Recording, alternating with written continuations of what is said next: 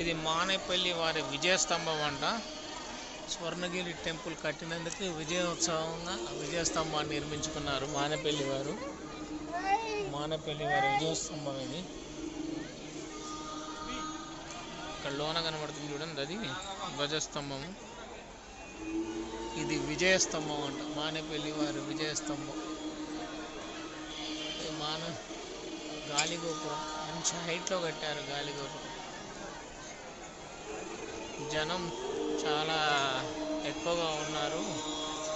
ఎందుకంటే Christmas holidays కాబట్టి పిల్లల స్కూల్ సెలవులు ఉండడం వల్ల జనాలు కుప్పలు